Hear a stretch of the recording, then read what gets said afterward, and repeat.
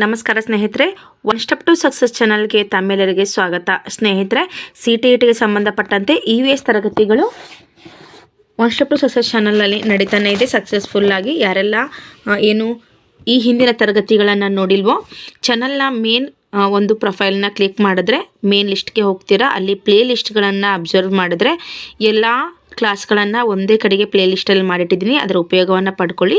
ಯಾರೆಲ್ಲ ಹೊಸದಾಗಿ ನನ್ನ ಚಾನಲಲ್ಲಿ ನೋಡ್ತಾ ಇದ್ದರೆ ಸಬ್ಸ್ಕ್ರೈಬ್ ಮಾಡ್ಕೊಳ್ಳಿ. ಪಕ್ಕದಲ್ಲಿ ಇರ್ತಕ್ಕಂಥ ಬೆಲ್ ಬಟನ್ ಮೇಲೆ ಪ್ರೆಸ್ ಮಾಡಿದರೆ ನಾನು ಮಾಡಿದ ಮೊದಲ ವಿಡಿಯೋ ನಿಮಗೆ ಸೇರುತ್ತೆ ಅಂತ ತಿಳಿಸ್ತಾ, ಸ್ನೇಹಿತರೆ ಯಾರೆಲ್ಲ ಚಾನಲ್ನ ಒಂದು ತರಗತಿಗಳು ಇಷ್ಟ ಆಗ್ತಿದೆಯೋ ಲೈಕ್ ಮಾಡ್ತಿದ್ದೀರಾ, ತುಂಬ ಜನ ಲೈಕ್ ಮಾಡ್ತಿದ್ದೀರಾ. ಅದ್ರ ಜೊತೆಗೆ ಕ್ಲಾಸಸ್ಗಳನ್ನು ಕೂಡ ತುಂಬ ಇಷ್ಟಪಡ್ತಿದ್ದೀರಾ. ಅದ್ರ ಜೊತೆಗೆ ಹೈಪ್ ಅಂತ ಬಟನ್ ಇರುತ್ತೆ ಸ್ನೇಹಿತರೆ, ಹೈಪ್ ಮೇಲೆ ಕ್ಲಿಕ್ ಮಾಡಿ ಪಾಯಿಂಟ್ಸ್ಗಳನ್ನು ನೀಡಿ.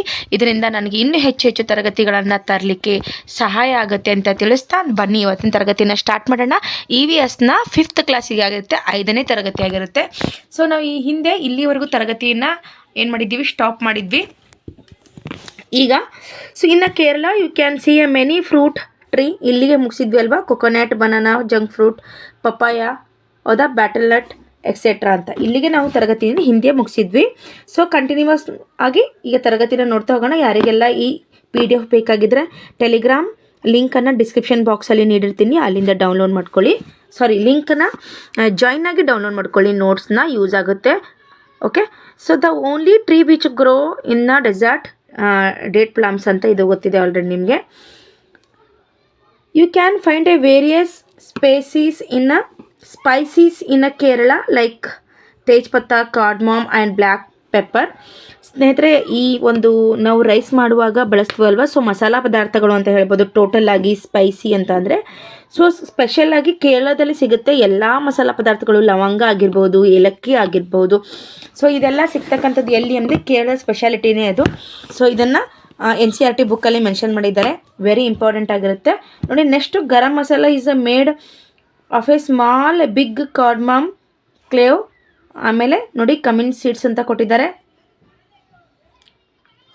ಅದಾದಮೇಲೆ ನೋಡಿ ಬ್ಲ್ಯಾಕ್ ಪೆಪ್ಪರ್, ಡ್ರೈ ಜಿಂಜರ್ ಅಂತ ಕೊಟ್ಟಿದ್ದಾರೆ. ಓಕೆ, ಸೊ ಇಷ್ಟನ್ನು ನೀವು ಅಲ್ಲಿ ನೋಡ್ತೀರ. ಗರಂ ಮಸಾಲ ಅಲ್ಲಿ ಇರ್ತಕ್ಕಂಥ ಯಾವುದೇ ಒಂದು ಏನೇ ಕೇಳಿದ್ರು ಕೊಟ್ಟ ನೀವು ಕೇರಳ ಅಂತ ಹಾಕ್ಬಿಡಿ. Okay, this is the story of a lieutenant commander Wahida Prism ಅಂತ, who is the doctor in Indian ನೇವಿಯಲ್ಲಿ ವಹಿದಾ ಅಂತಕ್ಕಂಥವ್ರು ಏನಾಗಿದ್ದಾರೆ ಅಂದರೆ ಡಾಕ್ಟರ್ ಆಗಿದ್ದರು. ಸೊ ಎಲ್ಲಿ ಅಂತಂದರೆ ನೇವಿಯಲ್ಲಿ, ಹೌದಾ, ಸೈನಿಕರನ್ನು ನೋಡ್ತೀವಲ್ವ ನಾವು, ಭೂದಳ, ವಾಯುದಳ ನೋಡ್ತೀವಲ್ಲ. ಸೊ ನೇವಿಯಲ್ಲಿ, ಜಲದಳದಲ್ಲಿ ಇವರು ಏನಾಗಿದ್ದರು, ಡಾಕ್ಟರ್ ಆಗಿದ್ದರು. So she is the first women to lead a parade. ನಾವು ಮೊನ್ನೆ 26 ಜನವರಿಗೆ ಪರೇಡ್ ನೋಡಿದ್ವಿ ಅಲ್ಲ. ಸೊ ಮೊದಲ ಮಹಿಳೆ ಆಗಿದ್ದಾರೆ ಇವರು. ಒಬ್ಬ ಮೊದಲ ಮಹಿಳೆ ಪರೇಡ್ನ ನಡೆಸ್ಕೊಂಡು ಹೋದಂಥವ್ರು. ಫಾರ್ ವೆರಿ ವೆರಿ ಇಂಪಾರ್ಟೆಂಟ್ ಆಗಿರುತ್ತೆ, ಇದು ನೆನಪಿರಲಿ ನಿಮಗೆ.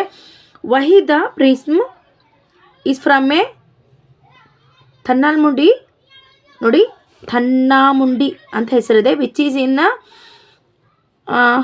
ಕಾಂಜುನ್ ಡಿಸ್ಟಿಕ್, ಜಮ್ಮು ಆ್ಯಂಡ್ ಕಾಶ್ಮೀರಲ್ಲಿ ಇದೆ. ನೋಡಿ ಇಲ್ಲಿ ಕಾಣಿಸ್ತಾ ಇದ್ದೀವಾ, ರಾಜೋರಿ. ಓಕೆ, ಅಲ್ಲಿ ಬ್ಲರ್ ಆಗಿತ್ತು, ಕಾಣಿಸಿಲ್ಲ. ಇಲ್ಲಿ ನೋಡಿ, ವಹಿದಾ ಅವರು ತನ್ಮುಂಡಿ ಅಂತ ಒಂದು ಪ್ಲೇಸ್ ಬರುತ್ತೆ, ಅಲ್ಲಿರ್ತಕ್ಕಂತಹ ನೋಡಿ ತನ್ಮಂಡಿ ಅಂತಕ್ಕಂಥದ್ದು ರಾಜೋರಿ ಅಂತ ಡಿಸ್ಟಿಕ್ ಬರುತ್ತೆ, ಅಲ್ಲಿ ಜಮ್ಮು ಕಾಶ್ಮೀರದವರು ಆಗಿರ್ತಾರೆ. Total number of commandos in a parade 36 ಜನ ಇರ್ತಾರೆ. ಒಂದು ಪೆರೇಡ್ ಮಾಡಬೇಕಾದ್ರೆ ಎಷ್ಟು ಜನ ಇರ್ತಾರೆ, 36 ಜನ ಇರ್ತಾರೆ. Tibetan also called Bhoti, it is a language spoken in a Ladakh. Okay, ನೋಡಿ ಒಂದು Tibetan also called a Bhoti is the language spoken in Ladakh. Bhoti ಅಂತಕ್ಕಂಥದ್ದು ಏನಾಗಿದೆ, ಒಂದು ಲ್ಯಾಂಗ್ವೇಜ್ ಆಗಿದೆ. ಎಲ್ಲಿ ಮಾತಾಡ್ತಾರೆ ಇದನ್ನು, ಲಡಾಖಲ್ಲಿ ಮಾತಾಡ್ತಾರೆ. Okay, mother in a Bhoti language amale, father in a Bhoti abale. ಓಕೆನಾ. ಸೊ ತಾಯಿಯನ್ನು ಅಮ್ಮಾಲೆ, ತಂದೆಯನ್ನು ಅಬ್ಬಾಲೆ ಅಂತ ಕರೀತಾರೆ. ಭೋತಿ ಲ್ಯಾಂಗ್ವೇಜಲ್ಲಿ ಎಲ್ಲಿ ಯೂಸ್ ಮಾಡ್ತಾರೆ, ಲಡಾಖಲ್ಲಿ ಯೂಸ್ ಮಾಡ್ತಾರೆ. ವೆರಿ ಇಂಪಾರ್ಟೆಂಟ್ ಆಗಿರುತ್ತೆ ಸ್ನೇಹಿತರೆ, ಬನ್ನಿ. As the ants move they leaves a small, ನೋಡಿ as the ant move they leave in a smell on the ground. ಇರುವೆಗಳು ನೀವು ನೋಡ್ತಾ ಇರ್ತೀರ, ಇದೇನು ಸ್ಮಾಲ್ ಅಂದಲ್ವಾ, ಸ್ಮೆಲ್ ಅದು. ಸೊ ಇರುವೆಗಳು ನೋಡ್ತಿರ್ತಾರೆ, ಲೈನಾಗೆ ಹೋಗ್ತಾ ಇರ್ತವೆ. ಸೊ ಯಾವ ಆಧಾರದ ಮೇಲೆ ಇವು ಲೈನ್ ಮೇಲೆ ಹೋಗ್ತವೆ ಅಂತ ಅಂದರೆ ಸ್ಮೆಲ್ನ ಬಿಟ್ಟು ಹೋಗಿರುತ್ತೆ ಇರುವೆಗಳು. ಏನು ಬಿಟ್ಟು ಹೋಗಿರುತ್ತೆ? ಸ್ಮೆಲ್ನ ಬಿಟ್ಟು ಹೋಗಿರುತ್ತೆ. ಇದು ತುಂಬ ಇಂಪಾರ್ಟೆಂಟ್ ನೋಡಿ. ನಿಮ್ಮ ಯಾವುದೇ ಒಂದು ಕಾಂಪಿಟೇಟಿವ್ ಎಕ್ಸಾಮಲ್ಲಿ ಕೇಳ್ಬೋದು, ಇರುವೆಗಳು ಯಾವ ಒಂದು ಆಧಾರದ ಮೇಲೆ ಲೈನ್ ಮೇಲೆ ಹೋಗ್ತವೆ ಅಂತಂದರೆ ಇರುವೆಗಳು ಹಿಂಗೆ ಹೋಗ್ತಾ ಹೋಗ್ತಾ ಸ್ಮೆಲ್ನ ಬಿಟ್ಟು ಹೋಗ್ತವೆ ಗ್ರೌಂಡ್ ಮೇಲೆ. The other ants follow the smell to find the way. ಬೇರೆ ಇರುವೆಗಳು ಅದೇ ದಾರಿಗೆ ಹೋಗಬೇಕು ಅಂತಕ್ಕಂಥದ್ದು ಸ್ಮೆಲ್ ಮೂಲಕನೇ ಅವು ಏನು ಮಾಡ್ತವೆ? ದಾರಿನ ಇಟ್ಕೊಂಡು ಹೋಗ್ತವೆ. Very important. ಇಲ್ಲಿ ಏನು ಮಾಡ್ತವೆ ಅಂದರೆ ಒಂದೊಂದು ಲೈನಲ್ಲಿ ಒಂದೊಂದು ಬರ್ಡ್ ಆಗಿರಬಹುದು. NCERT ಬುಕ್ಕಲ್ಲಿ ಏನೇನೆಲ್ಲ ಸ್ಪೆಷಾಲಿಟಿ ಕೊಟ್ಟಿದ್ದಾರೆ ಅದನ್ನೆಲ್ಲ ಪಾಯಿಂಟ್ ವೈಸು ಇಲ್ಲಿದೆ ನೋಡಿ. ನೆಕ್ಸ್ಟ್ ಬಂತಕ್ಕಂಥದ್ದು mosquitoes can find a people by smell of their body. ಮನುಷ್ಯರನ್ನು ಸ್ಮೆಲ್ ಮೂಲಕ ಮಸ್ಕಿಟೋಸ್ ಏನು ಮಾಡ್ತವೆ?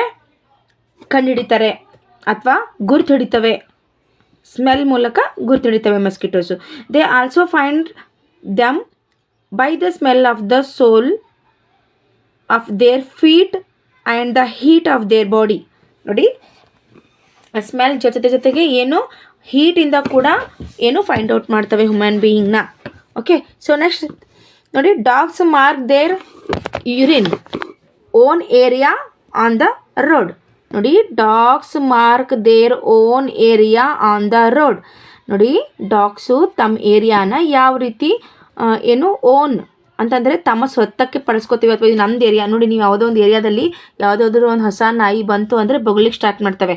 ಸೊ ಹೆಂಗೆ ಗೊತ್ತಾಗುತ್ತೆ ನಾಯಿಗಳಿಗೆ ಇದು ಹೊಸ ನಾಯಿ ಅಂತ ಅನ್ನೋದೇ ಆದರೆ they can make out if another dog has come into their area by the smell of its urine or a potty ಅಂತ. ಸೊ ನೋಡಿ,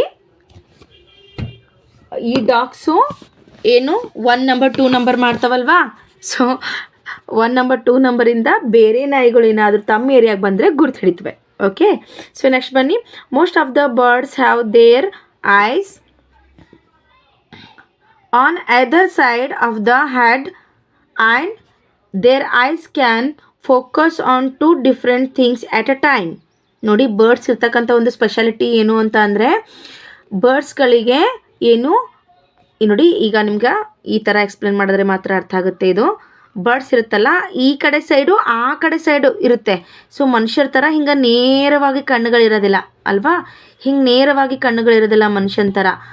ಬರ್ಡ್ಸ್ಗಳಿಗೆ ಈ ಸೈಡು ಆ ಸೈಡ್ ಇರುತ್ತೆ, ಈ ಕಡೆ ಸೈಡು ಬೇರೆ ಬೇರೆ ಸೈಡ್ ಇರುತ್ತೆ. ಸೊ ಇದರಿಂದ ಏನಾಗುತ್ತಂದರೆ ಒಂದೇ ಟೈಮಲ್ಲಿ ಎರಡು ಒಂದು ಗುರಿಗಳನ್ನು ಇದು ಏನು ಮಾಡುತ್ತೆ? ಫೋಕಸ್ ಮಾಡುತ್ತೆ ಬರ್ಡ್. ಓಕೆ, ಇದು ಕೂಡ ಇಂಪಾರ್ಟೆಂಟ್ ಆಗುತ್ತೆ ನೋಡಿ.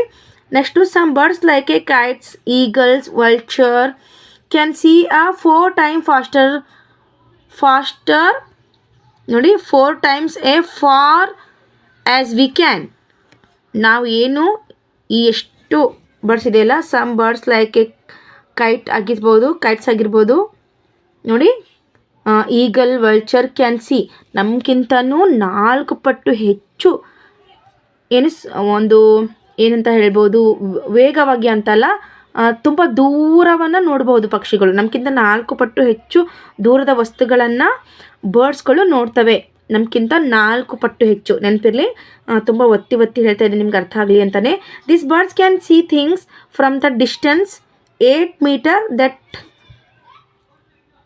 ನೋಡಿ 8 meters what we can see from distance of 2 meters. ನೋಡಿ, ನಾವು 2 metersಯಿಂದ ನೋಡ್ತಕ್ಕಂಥದ್ದನ್ನು 2 meters ಆದ ತಕ್ಷಣ ನಮಗೆ ಕಾಣಿಸೋದಿಲ್ಲ, ಆದರೆ ಪಕ್ಷಿಗಳಿಗೆ 8 kilometers ದೂರ ಇದ್ದರೂ ಕೂಡ ಕಾಡುತ್ತೆ.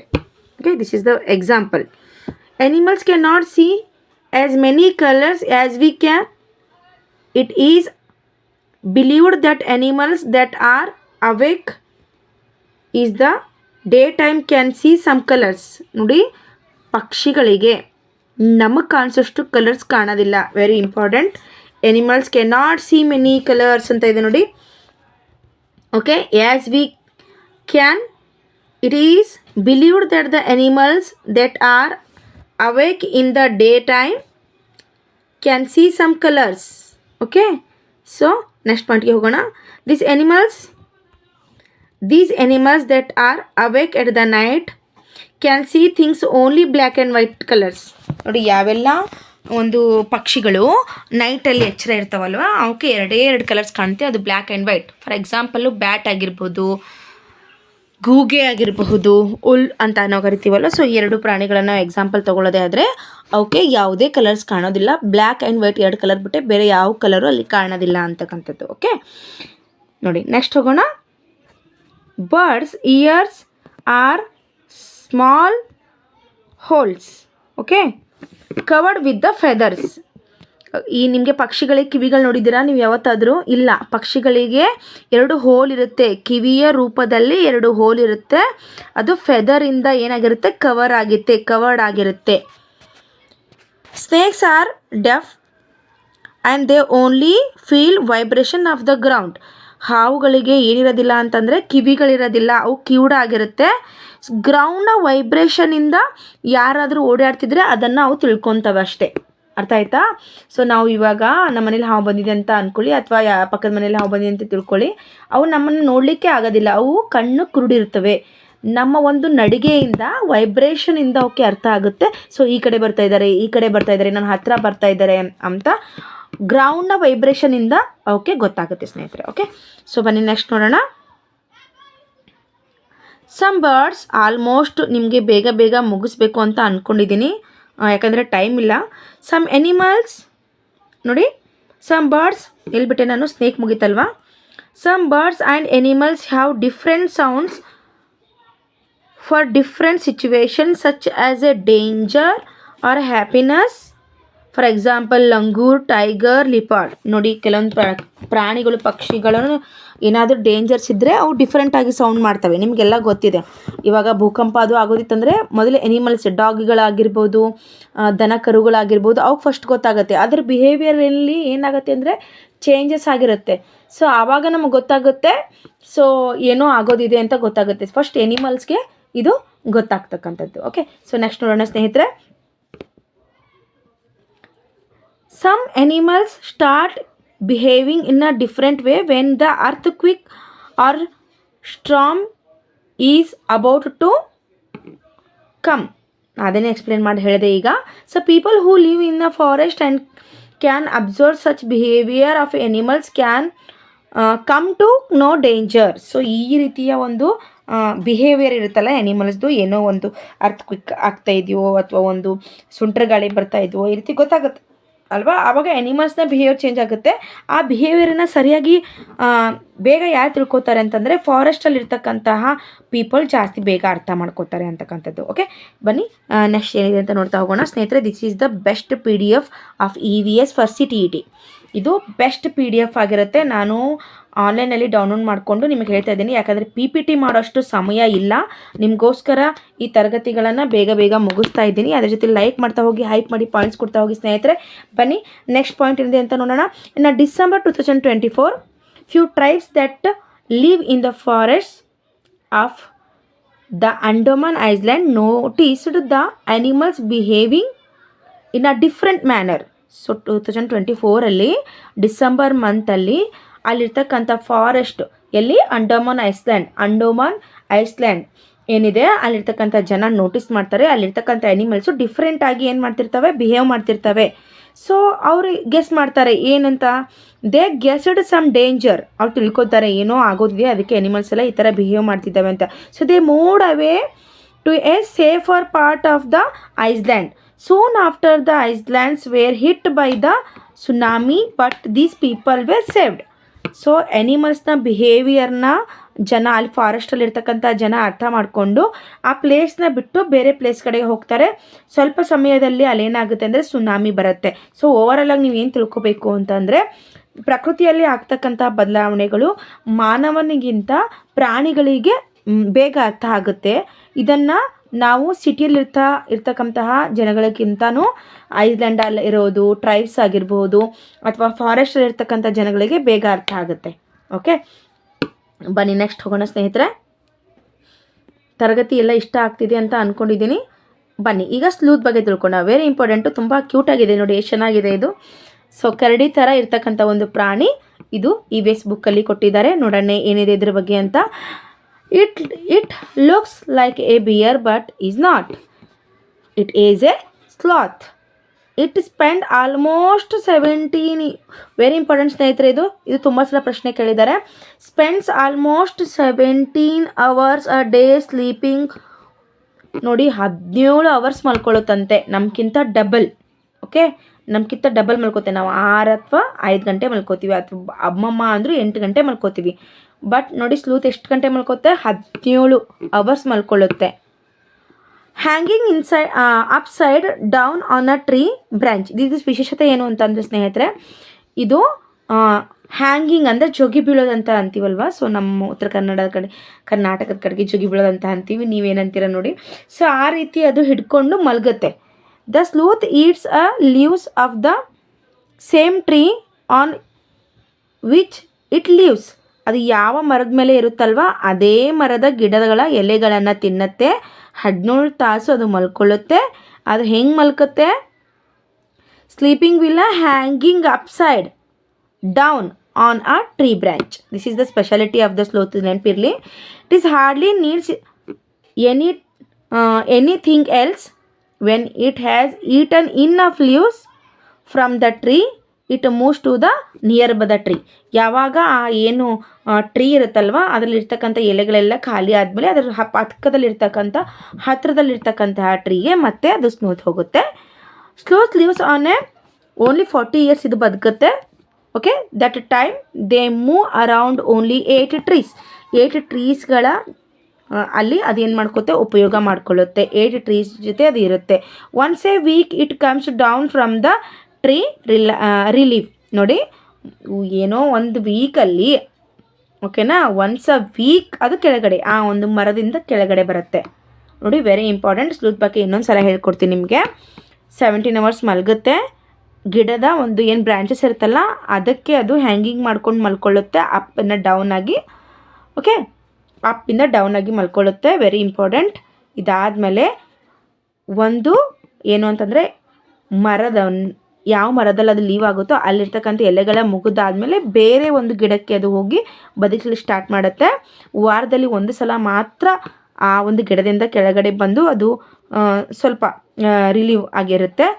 40 ಇಯರ್ಸ್ ಅದು ಬದುಕುತ್ತೆ. ಓಕೆ, ಓನ್ಲಿ 8 ಟ್ರೀಸ್ ಅದೇನು ಮಾಡುತ್ತೆ? 8 ಟ್ರೀಸ್ಗಳನ್ನು ಅದು ಮುಗಿಸುತ್ತೆ ತನ್ನ ಜೀವಿತಾವಧಿಯಲ್ಲಿ. ಓಕೆ, ಸೊ ಇದು ಸ್ಲೂತ್ ಬಗ್ಗೆ ಆಗಿತ್ತು ಸ್ನೇಹಿತರೆ. ಸೊ ನೋಡೋಣ. ಓಕೆ, ನಾನು ಮುಗಿಸ್ಬೇಕು ಅಂದ್ಕೊಂಡಿದ್ದೆ. ಸರಿ, ಓಕೆ. ಅಬೌಟ್ ಸ್ಲೀಪ್ ನೋಡೋಣ. ಈಗ ನಿದ್ದೆ ಬಗ್ಗೆ ನೋಡಿದ್ದೀವಿ, ನಮ್ಮ ಸ್ಲೂತು 17 ಅವರ್ಸ್ ಮಲ್ಕೊಳ್ಳುತ್ತೆ ಅಂತ. ಸೊ ಇನ್ನೂ ಕೆಲವೊಂದು ಪ್ರಾಣಿಗಳ ಬಗ್ಗೆ, ಅದರ ಸ್ಲೀಪಿಂಗ್ ಬಗ್ಗೆ ಸ್ವಲ್ಪ ಸ್ಪೆಷಾಲಿಟಿ ಇದೆ, ಏನೇನಿದೆ ಅಂತ ನೋಡ್ತಾ ಹೋಗೋಣ. Lizard go into a long deep sleep from almost a season. Oh my God. ನೋಡಿ, ಲೀಸರ್ಡು ಒಂದು ಸೀಸನ್ ತನಕ ಮಲ್ಕೊಳ್ಳುತ್ತಂತೆ. ನಾನು ಪಾಪ ಸ್ಲೂತೆ ಜಾಸ್ತಿ ಮಲಗುತ್ತೆ ಅಂದ್ಕೊಂಡಿದ್ದೆ. ಒಂದು ಸೀಸನ್ ಪೂರ್ತಿ ಮಲ್ಕೊಳ್ಳುತ್ತೆ ಅಂತೆ lizard. Cow sleep around 4 hours. Okay, ಅದಾದಮೇಲೆ ನೋಡಿ, python sleeps around 18 hours. Python ಅಂತ ಬರುತ್ತೆ. ಅದಾದಮೇಲೆ ನೋಡಿ, ಜಿರಾಫೆ 2 ಅವರ್ಸ್ ಮಾತ್ರ ಮಲ್ಕೊಳ್ಳುತ್ತೆ ನೋಡಿ. Cat sleep around 12 hours. Elephant 2 to 4 hours. ಇದು ಯಾವುದ್ರ ಬಗ್ಗೆನೂ ಕ್ವಶನ್ ಕೇಳ್ಬೋದು. ಹಾಗಾಗಿ ತುಂಬ ಇಂಪಾರ್ಟೆಂಟ್ ಆಗಿ ಸ್ಕ್ರೀನ್ಶಾಟ್ ತೆಗೆದುಕೊಳ್ಳಿ. ಇಲ್ಲಾಂದರೆ ಡಿಸ್ಕ್ರಿಪ್ಷನ್ ಬಾಕ್ಸಲ್ಲಿ ಲಿಂಕ್ ಕೊಟ್ಟಿರ್ತೀನಿ, ಜಾಯಿನ್ ಆಗಿ ಈ PDF ತಗೋಬೋದು. ಓಕೆ, ಬನ್ನಿ ಸ್ನೇಹಿತರೆ ನೋಡೋಣ ಇನ್ನೂ ಎಷ್ಟಿದೆ ಅಂತ. ತುಂಬ ಇದೆ.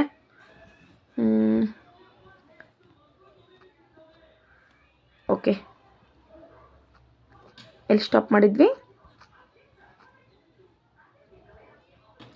ಓಕೆ, ಇಲ್ಲಿ ಸ್ಟಾಪ್ ಮಾಡಿದ್ವಿ ಅಲ್ವಾ. ಸೊ ಟೈಗರ್ ಬಗ್ಗೆ ಹೇಳಿಬಿಟ್ಟು ಇಲ್ಲಿವರೆಗೂ ಹೇಳಿಬಿಟ್ಟು ಮುಗಿಸ್ಬಿಡ್ತೀನಿ. ಯಾಕಂದರೆ ಒಂದೇ ಸಲಕ್ಕೆ ನಿಮಗೆಲ್ಲನೂ ಹೇಳಿದ್ರೆ ಕನ್ಫ್ಯೂಸ್ ಆಗುತ್ತೆ. ಸೊ ಎಲ್ಲ ಅನಿಮಲ್ಸು ಎಲ್ಲ ಹಾಗಾಗಿ. ಓಕೆ, ಬನ್ನಿ. Things you need to know about the tiger ಬಗ್ಗೆ ನಾವೇನೆಲ್ಲ ತಿಳ್ಕೊಬೇಕು ನೋಡಿ. ಸ್ಲೂತ್ ಬಗ್ಗೆ ತಿಳ್ಕೊಂಡಿದ್ದೀವಿ, ಈಗ ಟೈಗರ್ ಬಗ್ಗೆ ತಿಳ್ಕೊಳ್ಳೋಣ. A tiger can see 6 times better at a night than most of us. ನೋಡಿ, ಟೈಗರು 6 times ಬೆಟರ್ ಆಗಿ ಏನು ಮಾಡುತ್ತೆ? ನೋಡುತ್ತೆ. ಓಕೆನಾ. ಸೊ ಬರ್ಡ್ಸ್ ಯಾವ ರೀತಿ ನೋಡ್ತಿದ್ವು? 4 times ಬೆಟರ್ ನೋಡ್ತಾ ಇದ್ವು. ದ ಟೈಗರ್ ಶಿಕ್ಸ್ಕರ್ಸ್ ಅಂತ ನಾವು ಕರಿತೀವಿ. ಅಂದರೆ ಈಗ ಲಾಯನ್ ಇರುತ್ತಲ್ವಾ, ಹಿಂಗಿರ್ತಾವಲ್ವ, ಇದಕ್ಕೆ ವಿಸ್ಕರ್ಸ್ ಅಂತ ಕರಿತೀವಿ. Are very sensitive and can sense the ಒಂದು ನಿಮಿಷ ಕಾಣಿಸ್ತಾ ಇಲ್ಲ ಅದು okay movements are vibration in the air. ಆ ಒಂದು ಟೈಗರ್ನ ವಿಸ್ಕರ್ಸ್ ಇರ್ತಾವಲ್ವ ಅದು ತುಂಬ ಸೆನ್ಸಿಟಿವ್ ಆಗಿರುತ್ತೆ, ವೈಬ್ರೇಷನ್ನ ಬೇಗ ಅರ್ಥ ಮಾಡ್ಕೊಳ್ಳುತ್ತೆ. Okay, they help the tiger to move in the dark and find it is prey. Prey ಅಂತಂದರೆ ಏನು ಅಂದರೆ ಬೇಟೆ ಅಂತ ಕರಿತೀವಲ್ವ, ಸೊ ಅದು ಹೆಲ್ಪ್ ಮಾಡುತ್ತೆ. A tiger's sense of hearing is so sharp that it can make out the difference between the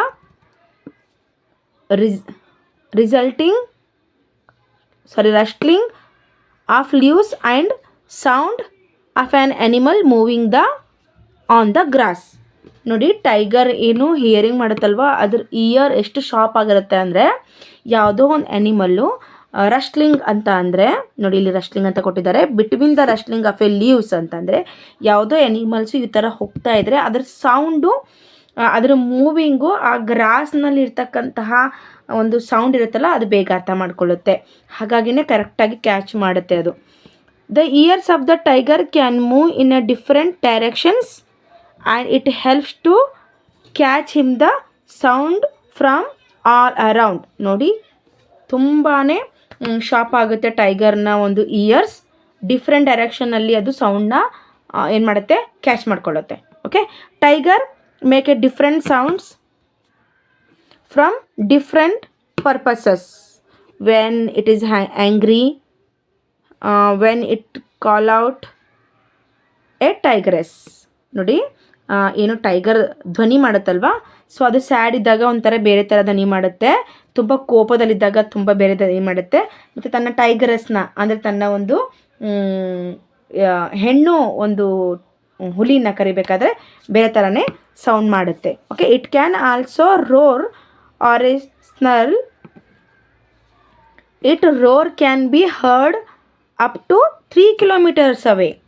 ಒಂದು ಹುಲಿಯ ಗರ್ಜನೆ ನಾವು 3 ಕಿಲೋಮೀಟರ್ಸ್ವರೆಗೂ ಕೇಳ್ಬೋದು ಅಂತ. ಓಕೆ, ಸೊ ಇದು ತನ್ನ ತರಗತಿ ಆಗಿತ್ತು ಸ್ನೇಹಿತರೆ. ಒಂದೇ ವಿಡಿಯೋಲಿ ನಿಮಗೆ ತುಂಬ ಹೇಳಿದ್ರೆ ಮೈಂಡ್ ತುಂಬಾ ಒಂದು ಏನಾಗುತ್ತೆ ಅಂತಂದರೆ ಆ್ಯಕ್ಸಿಡೆಂಟ್ ಅಂತಾರಲ್ವ ಆ ಥರ ಎಲ್ಲನೂ ನೀವು ಅದಕ್ಕೆ ಇದು ಮಾಡ್ಲಿಕ್ಕೆ ಹೋಗಬೇಡಿ. ಎಷ್ಟು ಡೈಜೆಷನ್ ಆಗುತ್ತೆ ನಿಮ್ಗೆ ಎಷ್ಟು ಅರ್ಥ ಮಾಡ್ಕೊಳ್ಳೋಕ್ಕಾಗುತ್ತೆ ಅಷ್ಟನ್ನು ಮಾತ್ರ ಅರ್ಥ ಮಾಡ್ಕೊಳ್ಳಿ. ಓಕೆ, ಸೊ ಇದು ಇವತ್ತಿನ ತರಗತಿ ಆಗಿತ್ತು. ಇದರ PDF ನಾನು ಟೆಲಿಗ್ರಾಮ್ ಒಂದು ಚಾನಲಲ್ಲಿ ಆಲ್ರೆಡಿ ಹಾಕಿದ್ದೀನಿ. ಟೈಮ್ ಇದ್ದರೆ ಏನು ಮಾಡಬೇಕು ಪ್ರಿಂಟ್ ತೊಗೋಬೋದಾಗಿತ್ತು, ಬಟ್ ಇವಾಗ ನಿಮ್ಗೆ ಸಮಯ ಇಲ್ಲ, ಆಲ್ಮೋಸ್ಟ್ ನೀವು PDF ಓದ್ಕೊಳ್ಳಿ. Okay, so thank you so much watching this video. ಏನೇ ಡೌಟ್ಸ್ ಇದ್ದರೂ ಕೂಡ ಕಮೆಂಟ್ ಮೂಲಕ ತಿಳಿಸಿ, ಲೈಕ್ ಮಾಡಿ, ಶೇರ್ ಮಾಡಿ, ಸಬ್ಸ್ಕ್ರೈಬ್ ಮಾಡಿ. Thank you.